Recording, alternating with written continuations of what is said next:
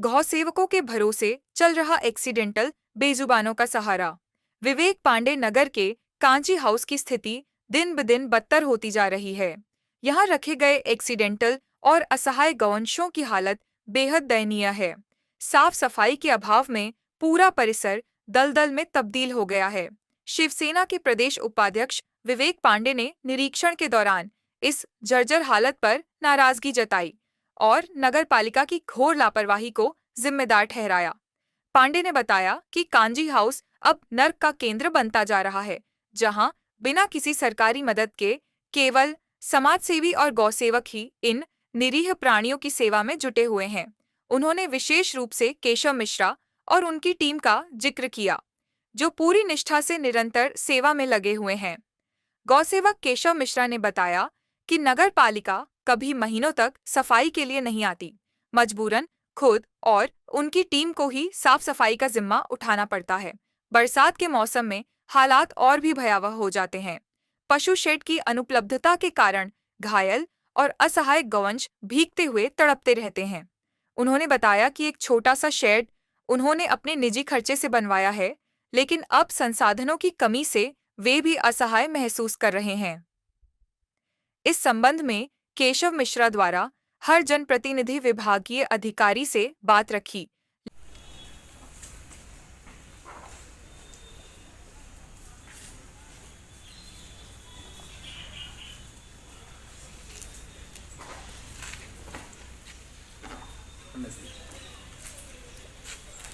जय सिया राम। मौजूद हैं शहर के एक ऐसी स्थिति की बात करें जहां गौशाला के नाम पर काजी हाउस इसे कहते हैं, गौवंश जहां भी जो भी एक्सीडेंटल गौवंश आते हैं और उनके रख रखाव के लिए नगर प्रशासन द्वारा एक काजी हाउस का निर्माण किया गया। और काजी हाउस का निर्माण कई सालों से बना हुआ है ये काजी हाउस, लेकिन प्रशासन अपनी उन जिम्मेदारियों से कोसों दूर रहा, जहां अब मुख्य रूप से समाज सेवियों के भरोसे ये पूरा जो है तो काजी हाउस चल रहा है। यहाँ जो आप मवेशी जो देख पाए हैं वीडियो में, तो आप लगातार देखें जो भी हैं यहाँ टोटल एक्सीडेंटल गौवंश हैं, छोटे छोटे बच्चे हैं, गौ माताएँ हैं। और ऐसी स्थिति में पूर्ण निगरानी इस वक्त अगर कोई बड़ी सच्ची भावना और भक्ति से अपना काम काज छोड़कर पूरा जीवन समर्पित करने वाले हमारे केशव भाई है, यहाँ इन्हीं हाउ की रात में हो दिन में हो किसी भी टाइम हो, हर दौर में यहाँ मौजूद होते हैं। बारिश में पानी से पूरा लबालब ये भरा होता है। आप ये जर्जर स्थिति देख सकते हैं कि इस जर्जर स्थिति में पूरा ये काजी हाउस खत्म पड़ा है। प्रशासन की कोई निगरानी नहीं, कोई व्यवस्थाएं नहीं है। यहाँ ना तो सेट है, पशु सेट लगा हुआ है, ना किसी प्रकार पानी बरसता है, ये बेजुबान यहीं मरते रहते हैं। इनकी ये दुर्दशा बड़ी दयनीय स्थिति आ चुकी। ऐसे में कहीं ना कहीं कई बार हमारे साथी ने कई बार इस मामले को लेकर स्थानीय प्रतिनिधियों से, स्थानीय जो है तो अधिकारियों से, नगर अधिकारी हो या जिला अधिकारी हो, अक्सर कई बार बातें रखी गई, लेकिन सिर्फ उन्हें अनदेखा कर दिया गया। आपकी केशव भाई इस विषय में जब बात हुई कई बार, क्या कहा गया अधिकारी, क्या स्थिति यहाँ की रहती है?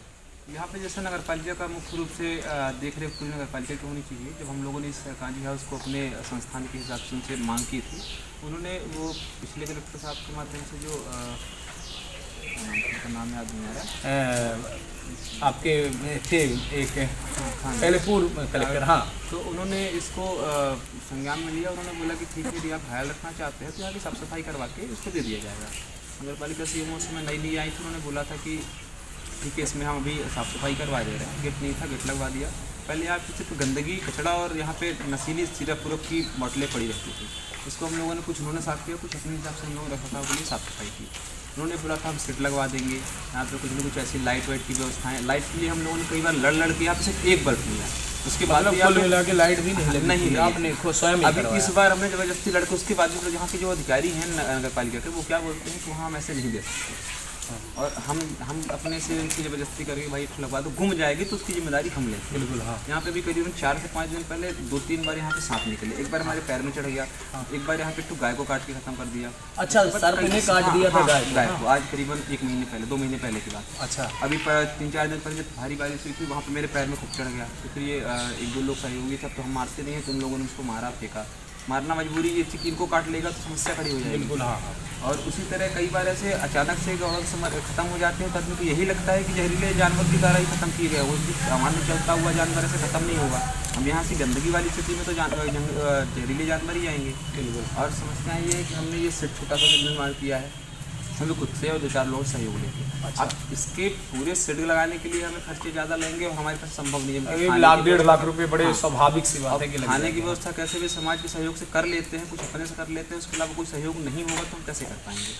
अब यहाँ पे कम से कम गाय की कमर टूट के आती है हमारे पास, अब इसको हम कुछ कर नहीं पाते क्योंकि हमारे पास इस तरह का इंस्ट्रूमेंट नहीं है जिससे हम उसको खड़ा कर सकते हैं। बस इसका उपचार करवा सकते हैं, वेटनरी के द्वारा अच्छा सहयोग मिलता है जिससे इनका उपचार और व्यवस्था अच्छी हो जाती है, जिससे इनको वेटनरी के डॉक्टरों का एक अच्छा रिस्पॉन्स अच्छा रहता है। और थोड़ा सा वहाँ के सबसे बड़े अधिकारी जो है डायरेक्टर साहब, उनका सपोर्ट तो नहीं है, लेकिन यहाँ पे जो मुख्य रूप से जो चिकित्सक हैं डॉक्टर विक्रम सिंह, हाँ, उनका अच्छा मैंने स्वभाव माना जाए या कि मैंने मानसिकता अच्छी है, उनका सहयोग पूरा रहता है। रात दिन हमें जब जरूरत पड़ती है उन्हीं के सहयोग से हम कुछ कर पाते हैं।